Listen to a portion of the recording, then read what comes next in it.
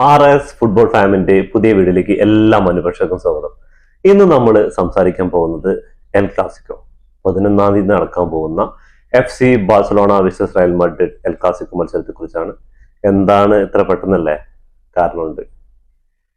കാരണം ഇന്ന് 34 മത്സരങ്ങൾ ലാലീഗിൽ കംപ്ലീറ്റ് ആയപ്പോൾ റയൽ മാഡ്രിഡ് ബാഴ്സലോണയും തമ്മിലുള്ള പോയിന്റ് വ്യത്യാസം 4 34 മത്സരത്തിൽ 79 പോയിന്റുമായി ബാഴ്സ 1-ാം സ്ഥാനത്തും 34 മത്സരങ്ങളിൽ നിന്ന് 75 പോയിന്റുമായി റയൽ മാഡ്രിഡ് 2-ാം സ്ഥാനത്തും തുടരുകയാണ്.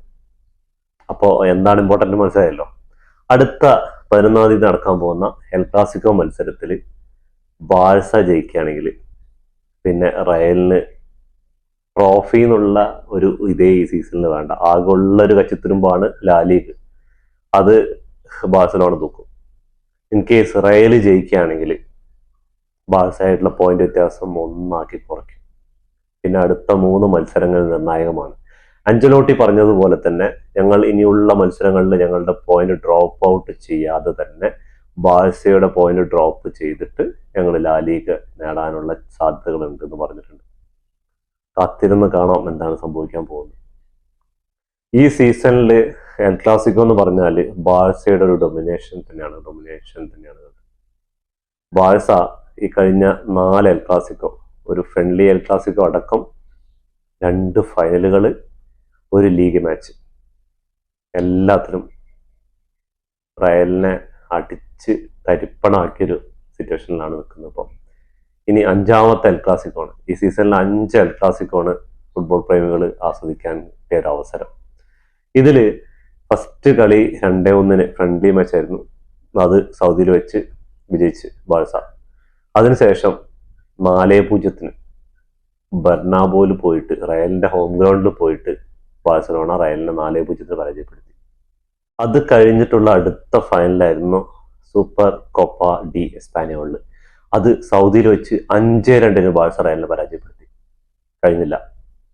അത് കഴിഞ്ഞിട്ട് അടുത്ത മത്സരം വരുന്നത് കോപ്പ ഡെൽ റേ ഫൈനൽ 3-2, അതും 2-1 പുറകിൽ നിന്ന് ശേഷം 3-2 ഫൈനൽ വയസ്സിൽ ഊതുമ്പോൾ ബാഴ്സ ജയിച്ചു. എന്താ പറഞ്ഞാൽ റയലിന്റെ മേലെ ബാഴ്സയുടെ ഡൊമിനേഷൻ തന്നെയാണ് കണ്ടത്. അത്രയ്ക്കും ഡൊമിനേറ്റ് ചെയ്തൊരു മത്സരം ഉണ്ടായിട്ടില്ല ഒരു സീസൺ മൊത്തം. എൽ ക്ലാസിക്കോ ഇതിനു മുമ്പ് നടന്നിട്ടുണ്ട്. അതിലെന്ന് പറഞ്ഞാൽ ഏതെങ്കിലും ഒരു ടീം 2 കളി ജയിച്ചിട്ടുണ്ടെങ്കിൽ 1 കളി എതിർ ടീം ജയിച്ചിട്ടുണ്ടാവും. പക്ഷെ ഇവിടെ അതിനുള്ളൊരു ചാൻസ് കൊടുക്കാതെ ബാഴ്സന്റെ ഹൻസി ഫ്ലിക്കിന്റെ ബാഴ്സ റയലിന്റെ എതിരെ 14 ഗോളുകളാണ് ഈ 4 എൽ ക്ലാസിക്കോളിൽ അടിച്ചു കൂട്ടിയത് ബാഴ്സ. റയൽ അടിച്ചത് വെറും 5 ഗോളുകൾ മാത്രമാണ്. അപ്പൊ തന്നെ നമുക്ക് ആ കളിയുടെ ഒരു നിലവാരം 2 ടീമിന്റെ അറിയാം. ഇവിടെ ഒരു സൈഡ് അഞ്ചലോട്ടിയുടെ ഒരു വലിയൊരു പട, എംബാപ്പയും വിനീഷ്യസും റോഡ്രിഗറും ബെല്ലിംഗ്ഹാമും എല്ലാവരും അടങ്ങുന്ന വലിയ പട. ഇവിടെ ഹൻസി ഫ്ലിക്കിന്റെ സ്കൂളിൽ പഠിക്കുന്ന, കോളേജിൽ പഠിക്കുന്ന പിള്ളേരെ കൊണ്ടുവന്നിട്ടാണ്. ലെമിൻ യമാലും കുബാർസിയും ഫെർമീനോവും തുടങ്ങിയ ഒരുപാട് ലാമാസേന്റെ പ്രോഡക്റ്റ്. ഇപ്പോൾ ബാഴ്സലോണ ഈ സ്റ്റാൻഡിൽ കളിക്കുമ്പോൾ എല്ലാവരും ഹൻസി ഫ്ലിക്കിനെ അഭിനന്ദിക്കുന്നു. അപ്പോൾ നമ്മൾ മറന്നു പോകുന്ന ഒരു പേരുണ്ട്, ഷാവി ഫെർണാണ്ടസ്. ഈ ചങ്ങായി കഴിഞ്ഞ സീസണിൽ, അതിന്റെ 2 സീസണുകളായിട്ട് ബാഴ്സലോണയിൽ ലാമാസി എന്ന കുറേ പിള്ളേരിനെ യൂസ് ചെയ്ത് കൊണ്ടുവന്ന് കളിപ്പിച്ചിട്ടുണ്ടായിരുന്നു. യമാലും ഫെർമിനും കുബാർസിയും ഒക്കെ ഇതിൽ പെടുന്ന താരങ്ങളാണ്. ഇവരൊക്കെ ഈ ഒരു വിത്തിട്ടിട്ട് പോയതാണ് ഈ ചങ്ങായി. അത് മുളപ്പിച്ചെടുക്കണം. ഇപ്പോൾ നല്ല രീതിക്ക് മുളപ്പിച്ചെടുക്കണം ഹൻസി ഫ്ലിക്ക് ചെയ്തുകൊണ്ടിരിക്കുന്നത്. ഹൻസി ഫ്ലിക്ക് എന്ന ജർമ്മൻകാരൻ ചെയ്തുകൊണ്ടിരിക്കുന്നത് നല്ല രീതിക്ക് മുളപ്പിച്ചെടുക്കുകയാണ്. അപ്പോൾ ഈ ഒരു നല്ലൊരു കൊടുത്തേ പറ്റൂ ഷാവി ഫെർണാണ്ടസിന്. എന്താ പറഞ്ഞാൽ ആളാണ് ആ ലാമാസിന്റെ പൊട്ടൻഷ്യൽ മനസ്സിലാക്കിയിട്ട് അവിടെയുള്ള പ്ലേയേഴ്സിനെ കൊണ്ടുവന്ന് എ ടീമിൽ കളിപ്പിച്ച്, അതും 16 വയസ്സും 17 വയസ്സുള്ള പ്രായത്തിൽ യമാലിനെയൊക്കെ കൊണ്ടുവന്നു. ഇപ്പൊ യമാലിപ്പോ ലോകം വാഴ്ത്തപ്പെട്ടുകൊണ്ടിരിക്കുന്ന പ്ലെയർ. അതേപോലെ 18 വയസ്സിൽ ബാഴ്സയുടെ ഡിഫൻസിൽ ചുക്കാൻ പിടിക്കുന്ന Cubarsi. Already super Copa de Espanyol കിരീടം നേടി, കോപ്പ ഡെൽ റേയിൽ കിരീടം നേടി ബാഴ്സലോണ. ഇനിയുള്ളത് ചാമ്പ്യൻസ് ലീഗ് ഇന്റർ മിലാനെതിരെ ചൊവ്വാഴ്ച നടക്കാൻ പോകുന്ന മത്സരം. അതും ബാഴ്സയ്ക്ക് ഒരു അഗ്നി പരീക്ഷണം തന്നെയാണ്. എന്താ പറയുക, ഫൈനലിന് മുമ്പായിട്ട് ഫൈനലിൽ തന്നെ പറയാം. 3-3 ബാഴ്സയുടെ ഗ്രൗണ്ടിൽ വന്നിട്ട് സമനില നേടിയിട്ടാണ് ഇന്റർ പോയിരിക്കുന്നത്. ഇനി ഇന്ററിന്റെ ഗ്രൗണ്ടിലാണ് ബാഴ്സലോണ നേരിടേണ്ടത്. അപ്പോൾ അത് ഒരു വെല്ലുവിളി തന്നെയാണ്. അത് കഴിഞ്ഞ അടുത്ത വെല്ലുവിളി എന്ന് പറഞ്ഞാൽ എൽ ക്ലാസിക്കോ ജയിച്ചു കഴിഞ്ഞാൽ അറിയാലോ, നിങ്ങൾക്ക് ഈ പോയിന്റ് വ്യത്യാസം അറിയാം. ഈ പോയിന്റ് വ്യത്യാസത്തിനനുസരിച്ചായിരിക്കും ഫ്യൂച്ചറിൽ ഇനി ആർക്ക് ലീഗ് ടൈറ്റിൽ നേടാൻ പറ്റുന്നത്. എന്താ പറഞ്ഞാൽ കളി ജയിക്കുകയാണെങ്കിൽ, ബാഴ്സ ജയിക്കുകയാണെങ്കിൽ റയലായിട്ടുള്ള പോയിന്റ് 7 മാറും. അതേപോലെ റയൽ ജയിക്കുകയാണെങ്കിൽ ബാഴ്സയായിട്ടുള്ള പോയിന്റ് 1 കുറയും, 1 പോയിന്റ് ആവും. പിന്നെ അടുത്ത 3 മത്സരങ്ങളിൽ എന്ത് സംഭവിക്കാം. അപ്പോൾ ഇത് നിർണായകമാണ്. ബാഴ്സയെ സംബന്ധിച്ചിടത്തോളം ആയാലും റയലിനെ സംബന്ധിച്ചിടത്തോളം ആയാലും ഇത് നിർണായകമായ ഒരു ക്ലാസിക്കൽ മത്സരമാണ്. എൽ ക്ലാസിക്കോ എന്ന് പറയുമ്പോൾ തന്നെ ബദ്ധവൈരികൾ 2 ചേരികളിലായിട്ട്, ലോകം മൊത്തം 2 ചേരികളിലായിട്ട് നിന്നിട്ട്, ഇപ്പോൾ ഏത് ഫുട്ബോൾ ഫാൻസ് ആയിക്കോട്ടെ, ഇപ്പോൾ ലിവർപൂളോ ഇംഗ്ലീഷ് പ്രീമിയർ ലീഗോ ഏത് ഇറ്റാലിയൻ ലീഗോ അതായിരിക്കും, ഈ ഒരു എൽ ക്ലാസിക്കോ വരുമ്പോൾ റയലിന്റെ പക്ഷം നിൽക്കാൻ കുറച്ച് ആൾക്കാരും ബാഴ്സയുടെ പക്ഷം നിൽക്കാൻ ആൾക്കാരും, ഇത് ആരാധകരല്ലാതെ ലോകം 2 പിരിയുന്ന ഒരു ഇതാണ്. ഇതേപോലെ തന്നെ എൽ ക്ലാസിക്കോ എന്ന് പറഞ്ഞാൽ അർജന്റീന വേഴ്സസ് ബ്രസീൽ, അതേപോലെ തന്നെ ഇപ്പോൾ ഇന്ത്യൻ പ്രീമിയർ ലീഗ് നടക്കുന്നുണ്ട്, ഐ പി എല്ലില് Chennai super kings, Mumbai Indians, ഇവരുടെയൊക്കെ ഒരു എൽ ക്ലാസിക്കോ 2 ബദ്ധ വരികൾ എന്ന് തന്നെ പറയാം. ആ ക്ലാസിക് പോരാട്ടങ്ങളാണ്. അപ്പൊ അതിനേക്കാളും ഇമ്പോർട്ടന്റ് ഈ ഒരു എൽ ക്ലാസിക്കോക്ക് വരാൻ കാരണം എന്ന് പറഞ്ഞാൽ ഇത് ലാ ലീഗ് ടൈറ്റിൽ തന്നെയാണ്. ഇതിന് അത്രയും ഇമ്പോർട്ടന്റ് ഉണ്ട്. അത് 2 കോച്ചുമാർക്കും അറിയാം, 2 കളിക്കാർക്കും അറിയാം, അവരുടെ ആരാധകർക്കും അറിയാം. ബാഴ്സലോണയ്ക്ക് ഇതൊരു സുവർണ അവസരമാണ് ഹാട്രിക് ട്രിപ്പിൾ അടിക്കുക എന്നുള്ളത്. അതേപോലെ ഹൻസി ഫ്ലിക്കിന് സെക്കൻഡ് ട്രിപ്പിൾ അടിക്കുക എന്നുള്ളത് ഹൻസി ഫ്ലിക്കിനും ബയൺ മ്യൂണിക്കിൽ ഇതിന് മുമ്പ് അടിച്ചിട്ടുണ്ട്. ഹൻസി ഫ്ലിക്ക് ഇവിടെ വന്നപ്പോൾ കുറച്ച് കാര്യങ്ങൾ തെളിയിക്കാൻ വേണ്ടി, എന്താ പറഞ്ഞാൽ ജർമ്മൻ നാഷണൽ ടീമിൽ നിന്ന് ഒരു കോച്ചിനെ സാക്ക് ചെയ്യുന്നത്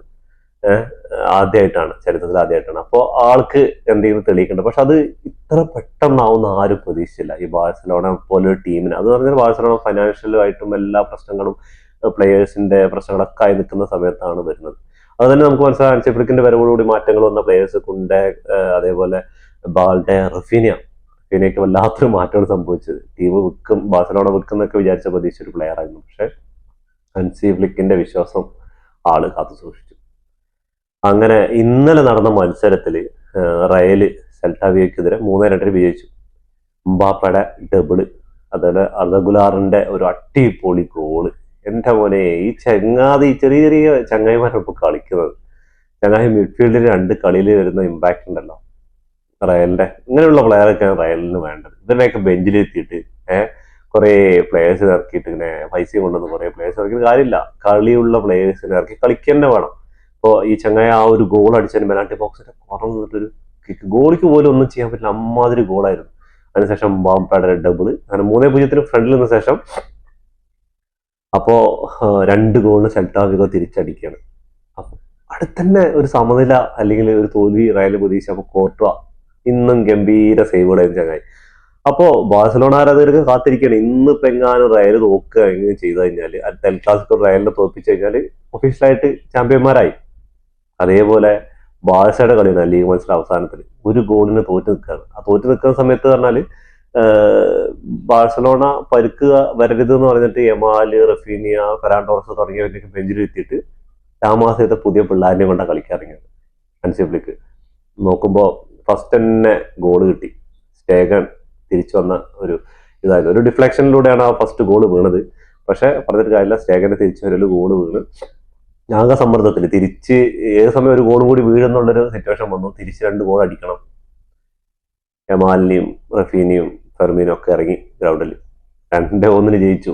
റയൽ ആരാധകർ കാത്തിരുന്നാണ് 1-0 എങ്ങാനും അവസാനിച്ചിരുന്നെങ്കിൽ എന്താ പറഞ്ഞാല് ലീഡ് കുറയ്ക്കാൻ പറ്റുമല്ലോ, ബാഴ്സയായിട്ടുള്ള ലീഡ് കുറയ്ക്കാൻ പറ്റും. അങ്ങനെ ഈ സീസണിൽ റമോൺടാഡ, ബെല്ലിംഗ്ഹാം വാർത്താ സമ്മേളനത്തിൽ പറഞ്ഞ് ഇത്രയും ഹിറ്റായ ഒരു റമോൺടാഡ എന്ന് പറഞ്ഞത് ശരിക്കും ഈ സീസണിൽ ആ പേര് യോജിക്കുന്നത് ബാഴ്സയ്ക്ക് തന്നെയാണ്.